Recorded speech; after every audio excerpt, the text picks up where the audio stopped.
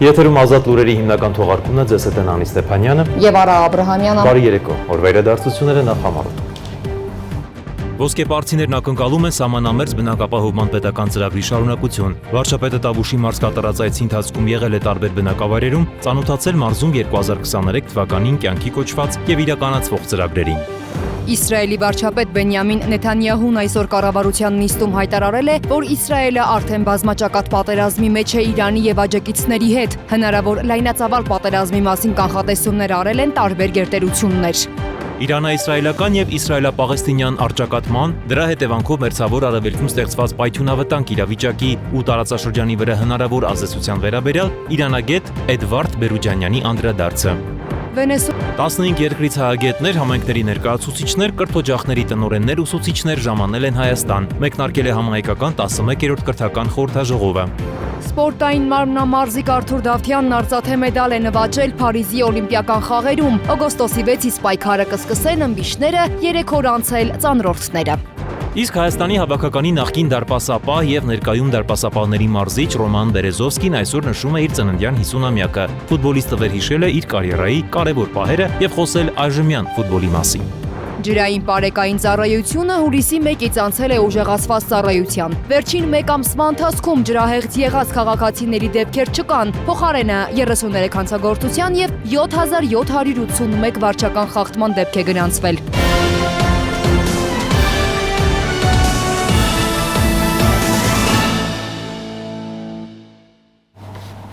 Ոսկեպարծիները ակնկալում են սահմանամերձ բնակապահովման պետական ծրագրի շարունակություն։ Վարչապետը Տավուշի մարզ կատարած այցի ընթացքում եղել է տարբեր բնակավայրերում, ծանոթացել մարզում 2023 թվականին կյանքի կոչված եւ իրականացվող ծրագրերի ընթացքին։ Փաշինյանին է ներկայացվել նոյեմբերյան խոշորացված համայնքի Նոյեմբերյան, Այրում, Բերթավան, Բագրատաշեն, Ոսկեպար եւ Կող բնակավայրերում, նաեւ Կիրանցում, Իջևանում, Բերքաբերում կատարվող սուբվենցիոն ծրագրերը։ Վարչապետը տեղում ծանոթացել է իրավիճակին, խոսել բնակիչների հետ եւ տվել հանձնարարականներ։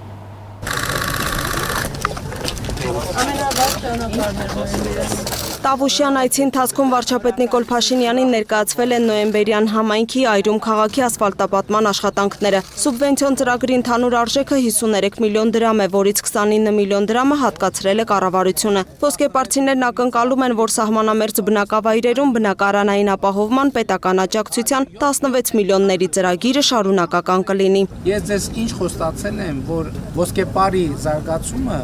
Ոսկեպարի հետագա զարգացումը ձեր խնդիրը, չի խնդիրն է, մեր խնդիրն է։ Եվ իմացեք, որ ուղղակի մենք պետք է ամեն ծրագիր, որ անում ենք, ժամանակ առ ժամանակ դադար վերցնենք, այդ հասկանանք ինչ է կատարվում,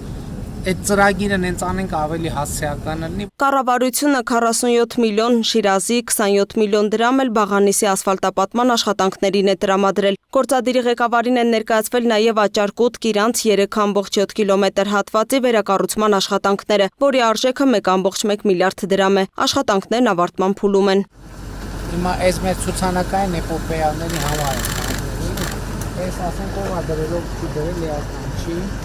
Այս հիմա այս ցուցանակը սենց ժանժուտել է, մենք նորը սարքել ենք, նորը դրել ենք։ Այս մի ցուցանակ կարանք ավելի մեծ սարքեին, այն աչի բեռնատարների մուտք բացելով խփեին այս սլակի սպիտակի վրա, վերևնեք իրանց իվանքի նշաններ դնեին, այս մի ցուցանակում էլ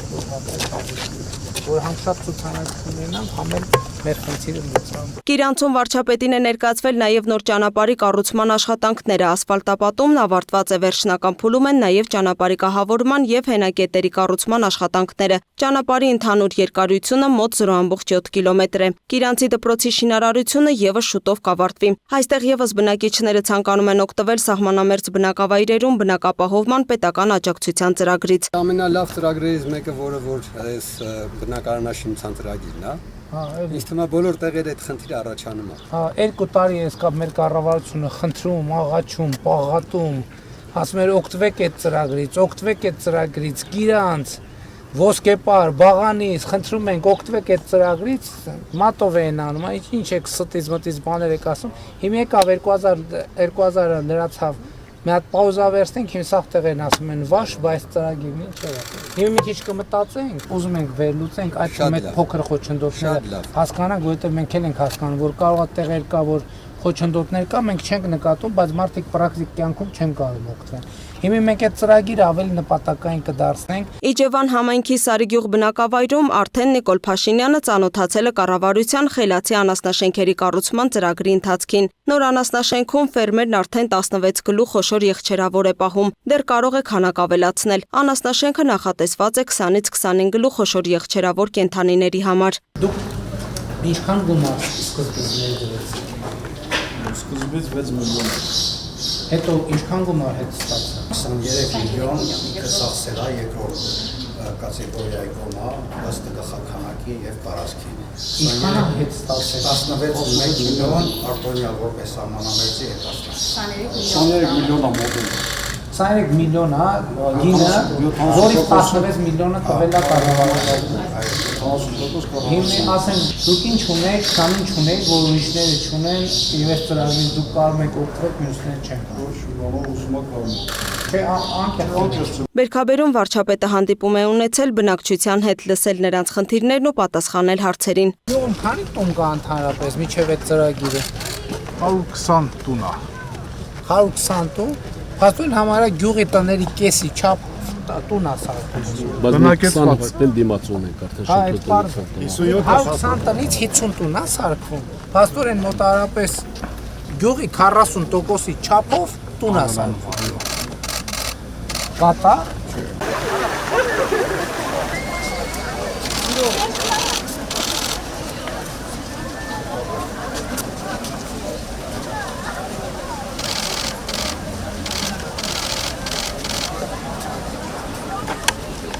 Կառավարության ղեկավարը մասնակցել է նաև Սևքար բնակավայրի գյուղամիջյան պուրակի բացման արարողությանը։ Պուրակի ամբողջ տարածքը բարեկարգվել է, սալիկապատվել, շատրվանների համար պոմպակայանի և ֆիլտրացիոն կայաններ են կառուցվել։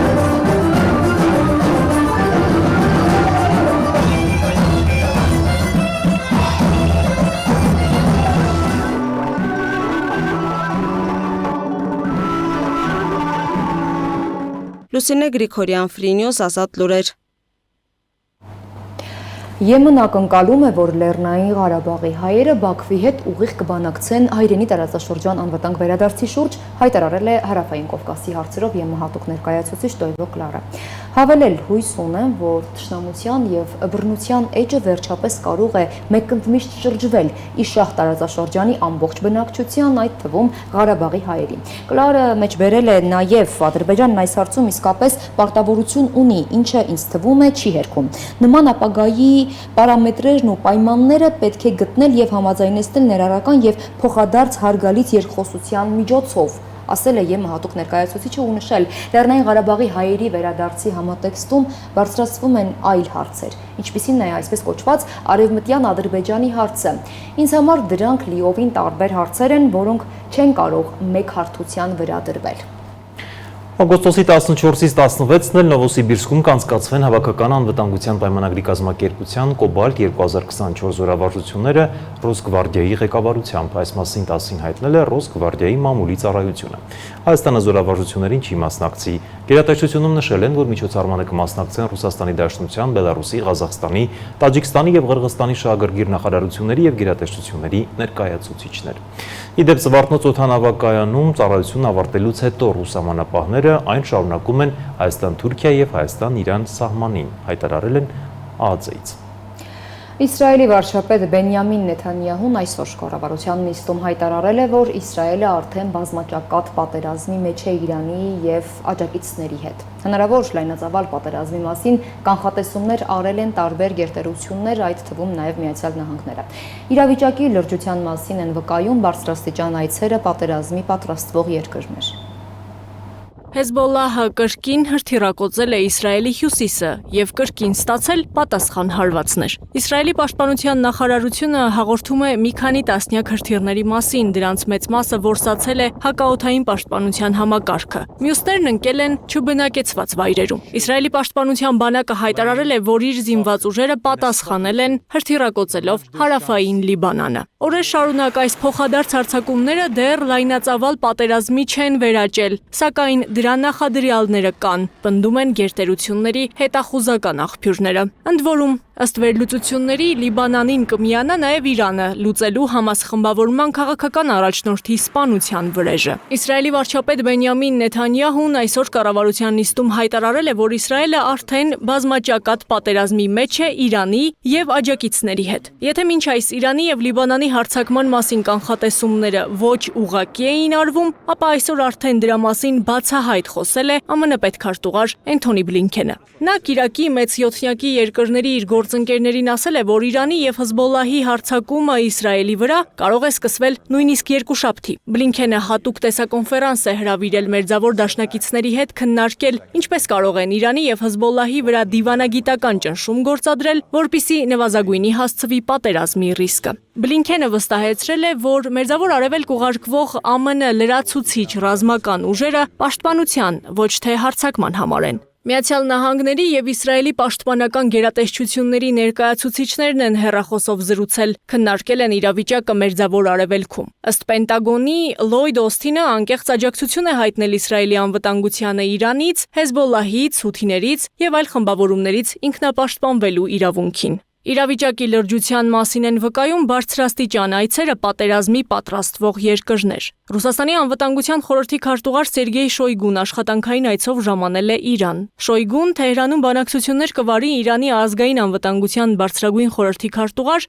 Ալի Ակբար Ահմադյանի եւ Իրանի զինված ուժերի գլխավոր շտաբի պետ Մոհամմադ Բաղերիի հետ։ Գործակալությունը նշում է, որ Շոյգուին կընդունի նաև Իրանի նորընտիր նախագահ Մասուդ Փեզեշքյանը։ Իրան է ժամանել նաև Հորդանանի արտաքին գործերի նախարարը, օրակարգում կրկին տարածաշրջանային զարգացումներն են։ Իրանցի բարձրաստիճան պաշտոնյաները նաև կհանդիպեն Իսլամական Հանրապետության տարածաշրջանային դաշնակիցների հետ, քննարկելու այն քայլերը, որ կարող են ձեռնարկվել Իսրայելի դեմ Համասի առաջնորդի սպանությանն ի պատասխան։ Այս մասին էլ հաղորդում է Reuters-ը, վկայակոչելով իր միանգամից 5 աղբյուրներին։ Գործակալության տեղեկություններով հանդիպմանը կմասնակցեն Եմենում, Լիբանանում եւ Իրաքում գործող իրանամետ խմբավորումների ներկայացուցիչները։ Մինչև Իրանն ու Լիբանանը հստակեցնում են հարձակվել թե ոչ, եթե հարձակվել, ապա ինչ ձևաչափով, Իսրայելը վստահեցնում է, պատրաստ է իրադարձությունների ցանկացած զարգացման, եւ պաշտպանական, եւ հարձակողական։ Այդա Կիրակոսյան, Free News, Ազատ լուրեր։ Իրանա-իսրայելական եւ իսրայելա-պաղեստինյան առճակատման, դրա հետևանքով Մերձավոր Արևելքում ստեղծված պայթյունավտանգ իրավիճակի ու տարածաշրջանի վրա հնարավոր ազդեցության վերաբերյալ իմ գործընկեր Դիանա Դավթյանը զրուցել է իրանագետ Էդվարդ Բերուջանյանի հետ։ Այս համատեքստում իրանագետը խոսել է նաեւ հատկապես Հայաստանին առնչվող ռիսկերի ու սպառնալիքների մասին, եթե իհարկե պաշտոնական Երևանը այս առումով որտեղի արտաքին սխալ քաղաքականություն, մանրամասները ներկայացվող տեսանյութում։ Մերձավոր Արևելքում ստեղծված պայթյունավտանգ իրավիճակը համաշխարհային երրորդ պատերազմի վերածվելու վտանգ առայժմ չունի, կարծում է իրանագետ Էդվարդ Բերուջանյանը։ Ըստ իրանագետի իրանա-իսրայելական, իսկ մինչև այս էլ իսրայելա-պաղեստինյան առճակատումը կրելու է լոկալ բնույթ։ Կողմերի միջև առկա գերլարված հարաբերությունները նա մեկնաբանում է նախ Իրանի դիտանկյունից։ Սա նախադեպ ուներ, այսինքն Հեզբոլլահը այնպես չի, որ առաջին անգամ է մասնակցում եւ ուղիղ հարվածներ է հասցնում Իսրայելին։ Կարծում եմ, որ Իրանը նախ եւ առաջ ճշտումներ է անում տարածաշրջանի երկրներից, թե ինչպիսի դիրքորոշում եւ դիրքավորում կբռնեն հենց տարածաշրջանի իսլամական պետությունները։ Այսօր էլ հենց Իրանի ԱԳՆ խոսնակը հայտարարեց, որ չորեքշաբթի օրը տեղի ունենալու իսլամական հենց համագործակցության կազմակերպության արտակարգ նիստը Ջեդան Սաուդյան Արաբիայում է եւ կարծես դեռևս Իրանը հարվածներ չի հասցնել Իսրայելին եւ այս լարվածությունը մի քանի օր եւս կշարունակվի, մինչեւ Իրանը արդեն հստակ միջազգային հանրությունից եւ իսլամական պետություններից ճշտումներ չանի եւ չհասկանա թե ինչպիսի դիրքորոշում նրանք ունեն եւ եթե հետեւենք նաեւ Մերձավոր Արևելյան տարբեր կարևոր խաղացողների հայտարարություններին, ապա նկատելի է, որ բոլորն էլ արդեն սպասողական դիրքում են գտնվում եւ սպասում են, որ Իրանը արդեն երկրորդ անգամ ուղիղ հարվածներ կարող է հասցնել Իսրայելին։ Ապա նաեւ Իսրայելի որդեգրած արտաքին քաղաքականության համատեքստում։ Կարծում եմ, որ Իսրայելը փորձում է Իրանին ներքաշել ուղիղ ռազմական գործողությունների մեջ, քանի որ հենց Համասը եւ Հեզբոլլահը մաս են կազմում Իրանի հենց պրոքսի ուժերի եւ կարծես այնուամենայնիվ Իրանը ոչ ուղղակի մասնակցություն ունենում էր Գազայի պատերազմին եւ Իսրայելի նպատակը արդեն այստեղ ակնհայտ է, որ ցույց է տալու, որ Իրանը ուղիղ մասնակցություն ունի պատերազմին եւ կարծում եմ, որ Իսրայելը ամեն ինչ անելու է Իրանին ներքաշելու այդ մեծավոր արևելյան նոր լարվածության մեջ։ Այս էսկալացիան հնարավոր ինչ ազդեցություն կունենա մեր տարածաշրջանի վրա, չէ՞ որ գործողությունների կիզակետում է հենց անմիջական հարևան Իրանի Իսլամական Հանրապետությունը։ Եթե հաշվի առնենք ամբողջ համաշխարհային զարգացումները, ապա Ուկրաինայի պատերազմը կարծում եմ ավելի վճռորոշ է եւ քանի որ ավելի մեծ ներգրավվածություն կա այնտեղ, սակայն նաեւ Իսրայել-Պաղեստինաս հակամարտությունը, որը կարող է վերաճել մերձավոր արևելյան նոր հակամարտության, վտանգավոր է եւ իր մեջ նաեւ սպառնալիք ունի ապակայունացնելու տարածաշրջանի իրավիճակը, սակայն ես կխուսափեմ մեկնաբանել այն, որ մերձավոր արևելքը կարող է դառնալ հենց երրորդ համաշխարհայինի թեժկետը, քանի որ մերձավոր արևելքը այնուամենայնիվ ինքը այդ զարգացումների մեջ էր այս վերջին տասնամյակներում եւ սա կարծես այդ ամբողջության մաս է կազմում։ Ամիսներ առաջ պաշտոնական Երևանը ճանաչեց Պաղեստին պետությունը, ինչից խիստ դժգոհ էր Ադրբեջանի հետ ջերմ հարաբերություններ ունեցող Իսրայելը, իսկ հայ-իրանական տասնամյակների սերտ գործընկերությունն ու բարեկամական հարաբերությունները գաղտնիք չեն եւ որևէ երկրի համար։ Կարևոր այս հանգամանքները հաշվի առնելով, ինչ ռիսկեր են առկա հայկական կողմի համար։ Մեզ համար ավելի ձեռնտու է ամեն ինչ անել, որ լարվածությունը չվերաճի արդեն ռազմական բախումների, քանի որ եթե մեր կողքի հենց կարևոր հարևան Իրանում տեղի ունենում ռազմական ինչ-որ լարվածություններ, ապա նա արդեն կենտրոնանալու է իր խնդիրների վրա եւ արդեն Իրանի հետ համակարգել ինչ-որ բան մի փոքր դժվարանալու է։ Պարզ ասած, ստեղծված իրավիճակում հակամարտող կողմերի միջև ուղղակի կամ անուղղակի թիրախ չդառնալու համար Էդվարդ Բերուջանյանի խոսքով Հայաստանը պետք է դիրքավորվի բացառապես չեզոք դիտորդի կարգավիճակում։ Հակառակ դեպքում Երևանի կողմնակալ քաղաքականությունը խիստ բացասական կանդրադառնա մեր իսկ պետության վրա։ Դիանա Դավթյան, Free News, Ազատ լուրեր։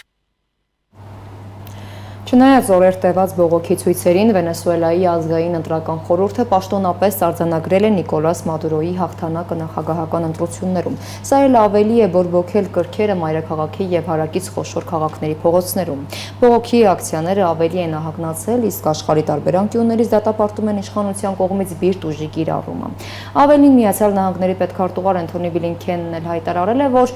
Էդմոնդո Գոնսալեսն է հաղթել Վենեսուելայի նախագահական ընտրություններում։ Եվրամիությունն էլ կոչ է արել քվեաթերթիկների հետագա անկախ ստուգում իրականացնել։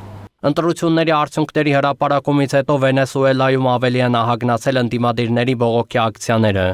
Պատրաստ եմ փոշու վերածել յուրաքանչյուրին, որը մարտահրավեր կնետի ինձ։ Ես կանեմ ամեն ինչ հեղափոխությունը պաշտպանելու համար։ Հուլիսի 28-ի քվեարկությունից հետո ավելի քան 2000 մարդ ձերբակալվել է։ Չնայած Մադուրոյի սպառնալիքներին եւ ցուցարարների նկատմամբ գործադրվող բիրտ ուժին, ընդդիմության առաջնորդներից Մարիա Կորինա Մաչադոն անհնազանդության ակցիաները շարունակելու մասին է հայտարարել։ 6 օր դաժան բռնաճնշումներից հետո նրանք կարծում էին, որ մեզ կլռեցնեն եւ կվախեցնեն, բայց մենք պատրաստվում ենք մինչեւ վերջ գնալ։ Բացի Վենեսուելայի ընդդիմությունից Մադուրոյի հաղթանակը չեն ընդունել մի շարք երկրներ, այդ թվում Միացյալ Նահանգները։ ԱՄՆ պետքարտուղար Անթոնի Բլինքենը գրառում է կատարել սոցցանցերում եւ նշել, որ ընդդիմադիր տեխնացուն Էդմունդո Գոնսալես Ուրուտյան է հաղթել Վենեսուելայի նախագահական ընտրություններում։ Վենեսուելայում կողմերը պետք է սկսեն քննարկումներ լիազորությունների հարգալից խաղաղ փոխանցման վերաբերյալ, ընտրությունների մասին Վենեսուելայի օրենքներին եւ վենեսուելացիների ցանկությանը համապատասխան։ Մենք լիովին աջակցում ենք Վենեսուելայում ժողովրդավարական նորմերի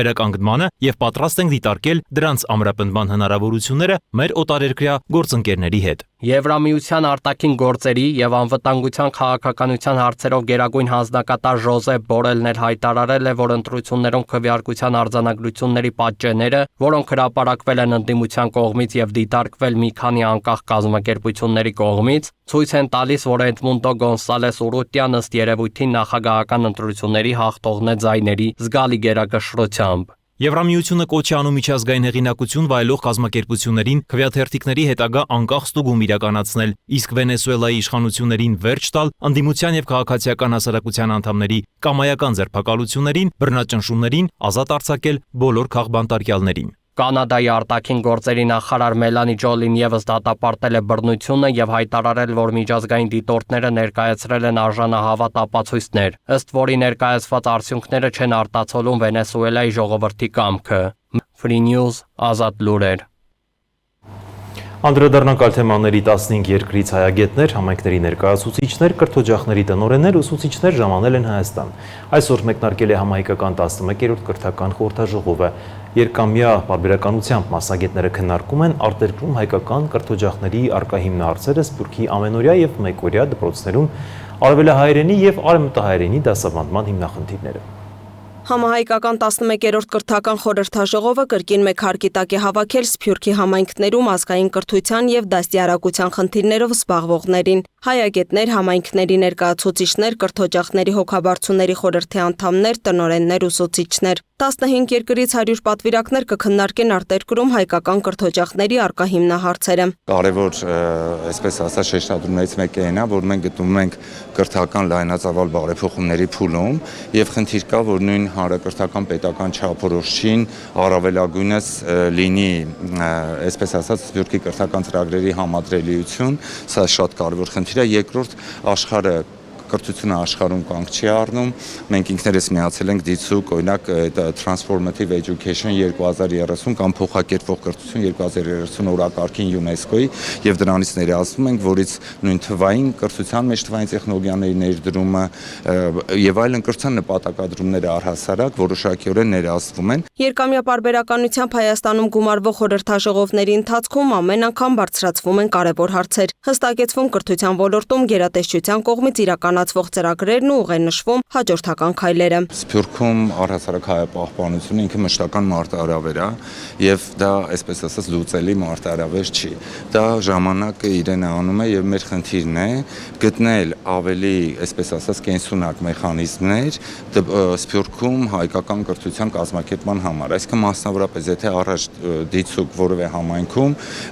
աշակերտների թիվը սովորողների հերիքում էր, որ այնտեղ ունենայինք մշտական դպրոց, չէ։ Հիմա դա եթե այդպիսի քրիտիկական զանգված չկա, կարելի է դա անել մեկօրյա դպրոցի միջոցով, կարելի է անել լրացուցիչ պարապմունքների միջոցով, այսինքն մեր դերն է գտնել բոլոր այդ մեխանիզմները։ Ներկայում 12 երկրում գործում է 15 հայագիտական կենտրոն։ Պետությունն ամեն տարի 2 հայագիտական կենտրոններ է բացում արտերկրում։ Սփյուռքին տրամադրում է նոր դասագրքեր, վերապատրաստում ուսուցիչներին։ Գերատեսչությունն այս տարի իրականացնում է կրթամշակութային աջակցության նոր ծրագիր։ Մենք նաև ցանցային հայագիտական համալսարանի գաղափարն ենք առաջ մղում, որի նպատակն այն է, որ հասնենք մի կետի, երբ որ մեր հետազոտողները, այսինքն տարբեր հայագիտական կենտրոնները իրար մեջ հորիզոնական հարցան մեջ հարաբերվելով կկարողանան իրենք եւս տարբեր գիտական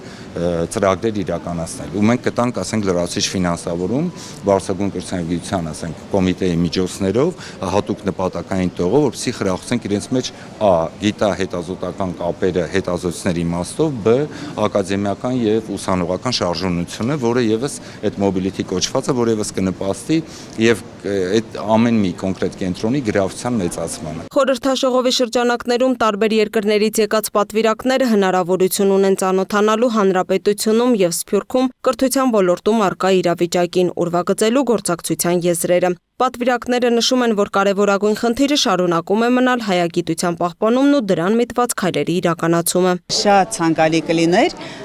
որպեսզի նաև հանրակրթություն մտներ հայոց լեզուն, հայրենագիտությունը, որովհետև Կրասնոդարի երկրամասում կան բնակավայրեր, որոնք գերազանցապես հայերով են բնակված։ Եվ գոնե այդ բնակավայրերում դասացուցակային առաջ ժամեր կային հանրակրթությունում, հիմա այդ ժամերը կամաց փակվել են, քչացել են եւ իհարկե ցանկալի է, որ այդ ժամերը վերականգնվեն։ Սփյուռքից պատվիրակները կներկայացնեն իրենց համայնքներում կրթության կազմակերպման գործի ներկայիս իրավիճակը, ձեռքբերումները, մեթոդական նորարարությունները, հայագիտական կենտրոնների գործունեությունը։ Իտալիայի պարագայում վերջին տարիներին կրթության նախարարությունը մեծ տեղ է հատկացնում երրորդ առաքելություն կոչվող դաշտին, որը ոչ այլ ինչ է, քան գիտության հանրայնացում։ Այսինքն, երբ որ գիտելիքը, գիտությունը, հետազոտական աշխատանքը դուրս է գալիս ավելի լայն հանրություն։ Արտերկրից Հայաստան ժամանած պատվիրակներն այս օրերին նաև կծանոթանան մեր երկրում մշակված եւ իրագործվող ուսումնական ծրագրերին եւ մանկավարժական ձեռքբերումներին։ Հնգորյա խորհրդաժողովն ամփոփվելու է համահայկական խորհրդաժողովի բանաձևի ընդունմամբ։ Լուսինե Գրիգորյան, Տիգրան Ղազարյան, Free News, Ազատ լուրեր։ Շարունակում ենք թողարկումը, անդրադառնանք միջազգային նորություններին, որը կարող եք դիտել տեսաշարով։ Բանգլադեշի վարչապետ Շեյխ Հասինան հրաժարական է տվել եւ հեռացել երկրից շուրջ 280 զոհի պատճառ դարձած հակակառավարական ցույցերի ֆոնին։ Բանակի գլխավոր հրամանատարը հայտարարել է, որ երկրում ժամանակավոր կառավարություն կձևավորվի։ Տարբեր հրապարակումների համաձայն 76-ամյա Հասինան ռազմական ուղղաթիռով իր քրոջ հետ միասին ուղևորվել է դեպի Հնդկաստան։ Ըստ CNN News 18 հեռուստաալիքի նա վայրէջք է կատարել Հնդկաստանի հյուսիսարևելյան Տրիպուրա նահանգի մայրաքաղաք Ագարտալայում։ Թուրքիան եւ Ճապոնիան զգուշացրել են իրենց քաղաքացիներին չմնալ Լիբանանում։ Ճապոնիայի արտաքին գործերի նախարարությունը ճամփորդական ծանուցում է տարածել, կոչ անելով Լիբանանում գտնվող Ճապոնիայի քաղաքացիներին հեռանալ լարվածության աճի լույսի ներքո։ Թուրքիան եւս կոչ է անում իր քաղաքացիներին լքել Լիբանանը, եթե նրանք ծայրաստիճան կարիք չունեն մնալու, քանի որ այնտեղ անվտանգության իրավիճակն արագորեն կարող է վատթարանալ, ասվում է Թուրքիայի ԱԳՆ հաղորդագրությունում։ Ավելի վաղ Լիբանանը լքելու հորդորով իրենց քաղաքացիներին էին դիմել ԱՄՆ-ն, Մեծ Բրիտանիան, Ֆրանսիան, Հորդանանը եւ այլ երկրներ։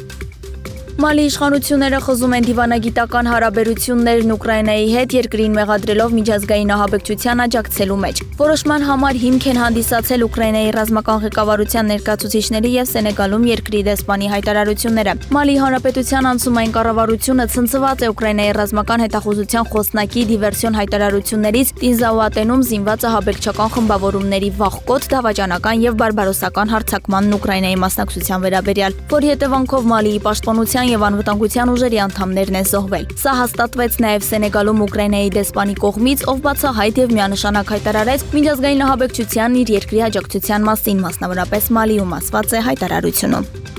ԱՄՆ-ն կարող է նոր պատժամիջոցներ սահմանել Ռուսաստանի դեմ ամերիկացի քաղաքացիներին իբրև ապօրինաբար կալանավորելու համար, այս մասին հայտարարել է Սպիտակ տան ազգային անվտանգության խորհրդի ռազմավարական հաղորդակցությունների համակարգող Ջոն Քիրբին։ Մենք ամերիկացիներին ասել ենք, որ չգնան Ռուսաստան, մենք պատժամիջոցներ սահմանեցինք օգտագործելով Լևինսոնի օրենքը, եւ մենք դա նորից կանենք, ասել է Քիրբին։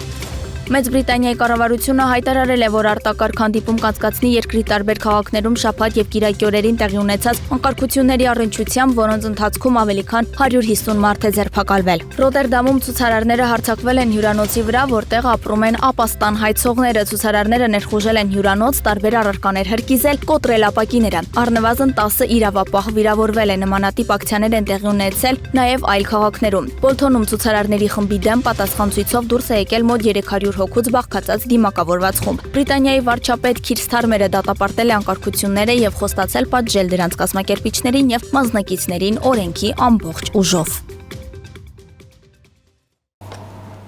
Սպորտային մամնամարզիկ Արթուր Դավթյանը արծաթե մեդալ է նվաճել Փարիզի Օլիմպիական խաղերում։ Աշխարհի ու Եվրոպայի չեմպիոնը տպավորիչ ելույթից հետո լրագրողների հետ զրույցում ափսոսանքի հայտնել, որ չի կարողացել նվաճել ոսկե մեդալը։ Հայաստանը առաջին մեդալը նվաճելով Փարիզ 2024-ում 51-րդ հորիզոնականն է բարձրացել, օգոստոսի 6-ից էլ պայքարը կսկսեն ըմբիշները, 3 օր անց էլ ծանրորդները։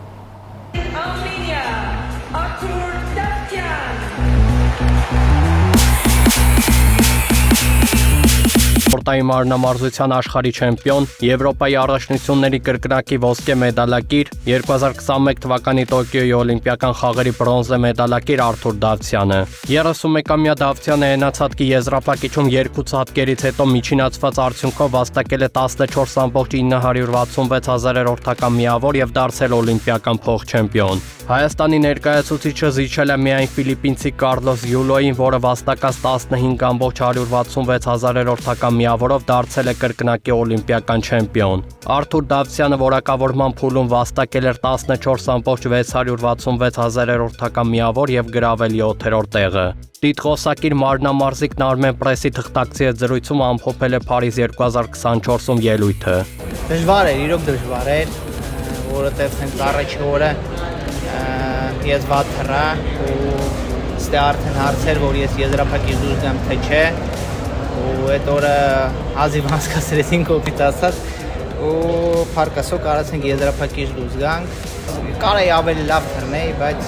մի փուճուր այդքան լավ չկարացա ես կատարիմ իմ համ առաջի ցածկը, համ երկրորդ ցածկը։ Դուք էլ տեսաք գնահատականները շատ քիչ է տարբերությունը Ֆիլիպինցու գնդը առաջի ցածկը 4/10-ով ավելի բարձր է, համար էլ ինքն է լավ թռավ, իրոք լավ թռավ։ Դե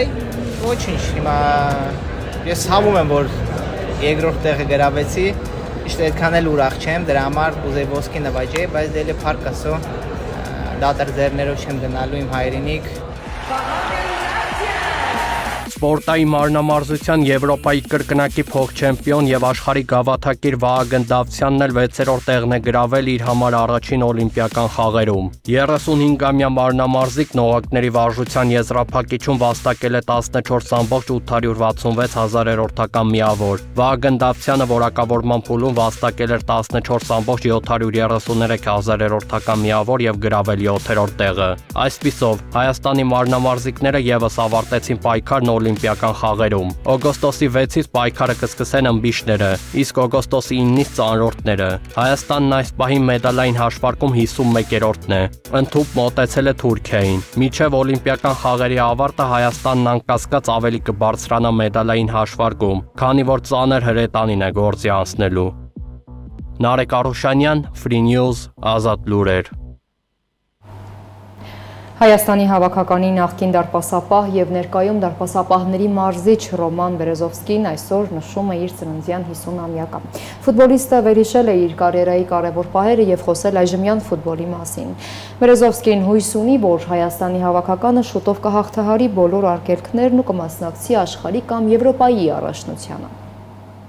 19 տարի Հայաստանի ազգային հավաքականի դարպասը պաշտպանած Ռոման Բերեզովսկին 50 տարեկան է։ 19 տարվա ընթացքում Բերեզովսկին 93 հանդիպում է անցկացրել։ Նրա փայլուն խաղի շնորհիվ Հայաստանի ազգային հավաքականը փրկվել է անհուսալի թվացող խաղերում, ունեցել է հաջող հանդիպումներ, տանելով հիշարժան հաղթանակներ։ Երբ Բերեզովսկին դարպասում էր, երկրպագուները հանգիստ էին, իսկ պաշտպաններն ավելի վստահ։ Նա իր խաղակոշիկները մեխին կախելուց հետո էլ չի հեռանում հավաքականից։ Փորձն ու հայկական թիմի հետ արդյունավետ աշխատելու գաղտնիքներն է փոխանցում արդեն նոր սերնդին։ Այժմ մեր ընտրանու դարպասապահների մարզիչն է։ Օգոստոսի 5-ին իր ծննդյան 50-ամյակի օրը Բերեզովսկին վերհիշել է իր անցած ճանապարհը, խոսել Հայաստանի հավաքականի եւ մերօրյա ֆուտբոլի մասին։ 6 տարեկանում որոշեցի զբաղվել ֆուտբոլով եւ կարծում եմ դա իմ կյանքի լավագույն որոշումն էր։ 1996 թվականին ես իմ կարիերան սկսեցի Հայաստանի հավաքականում։ Դա իմ ֆուտբոլային պատմության ամենակարևոր շրջանն էր։ Բերեզովսկու ֆուտբոլային կենսագրությունը հարուստ է, խաղացել է մեծագույն ֆուտբոլիստների դեմ։ Ոչ Ռոնալդոյի, ոչ Ջորկաևի, ոչ էլ անգամ Զիդանի հարվածներն այդքան չեն տպավորել Բերեզովսկուն։ Փոխարենը շատ լավ հիշում է իսպանական Ռեալ Մադրիդի ֆուտբոլիստ Ռաուլ Գարսիայի խաղաոճը։ Նրա հարվածները հետ մղելն ամենաբարդն է եղել։ Ինչ վերաբերում է մեր հավաքականին, ապա ինձ համար ավելի հեշտ էր խաղալ Սարգիսովի հետ, ում հետ որոշ ժամանակ խաղացել եմ նաև Զենիթում։ Մենք միասին նվաճել ենք Զենիթի մեր առաջին գավաթը։ Ռոման Բերեզովսկին իր ֆուտբոլային պատմության մեջ առաջին եւ միակ կարմիր քարտը ստացել է Եվրո 2012-ի Հայաստան-Իռլանդիա խաղում։ Չնայած որ հավաքականը գեղեցիկ առաջին խաղակես էր անցկացրել, իսպանացի մրսավար Իտուրալդո Գոնսալեսի թեթև ձեռքով Բերեզովսկին հեռացվեց խաղադաշտից եւ մեր թիմը պարտվեց 1-2 հաշվով։ Խաղը հիշարժան դարձավ թե ֆուտբոլիստների, թե երկրպագուների համար։ Բերեզովսկին ևս չի մոռացել այդ դրվագը։ Մենք այդ խաղին լավ էինք պատրաստված։ Մեր հավաքականը այդ ժամանակ միգուցե իր ֆիզիկական, տեխնիկական եւ հոգեբանական հնարավորությունների գագաթնակետում էր։ Առաջին 20 րոպեներին մենք մեծ առավելություն ունեինք, բայց այդ դրվագը էականորեն փոխեց ամբողջ խաղի ընթացքը։ Այդ դրվագը շատ է ուսումնասիրվել եւ ես գիտեմ, որ սխալ չէի, քանի որ ձեռքս չէր դիպել գնդակին։ Եթե դա լիներ մեր օրերում, ապա վստահ եմ, տեսակրկնապատկերների համակարգի շնորհիվ կարմիր քարտը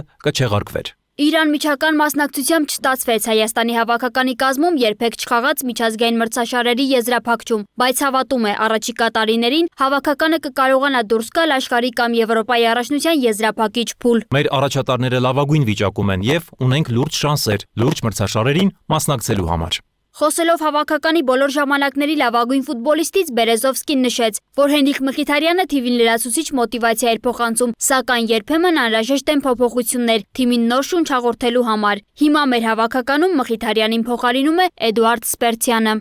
Սոնա Գիշյան, Free News, Ազատ լուրեր։ Օգոստոսի 5-ին ժամը 15:15-ին ահազանգ է ստացվել, որ Տավուշի մարզի Ազատամուտ գյուղի գետի մեջ երկու եղբայրներ խեղդվում են։ Ժամը 17:33-ին ջրափրկարարները ջրից դուրս են բերել տղամարդու դի, որն ուղղափրկարարական աշխատանքները դեռ շարունակվում են։ Ջրային պարեկային ծառայությունը հուլիսի 1-ից անցել է ուժեղացված ծառայության։ Վերջին մեկ ամսվա ընթացքում ջրահեղձ եղած քաղաքացիների դեպքեր չկան, փոխարենը 33 հանցագործության եւ 7781 վարչական խախտման դեպք է գրանցվել։ Ներքին գործերի նախարարության ներկայացուցիչները ամփոփել են մեկ ամսվա արդյունքները։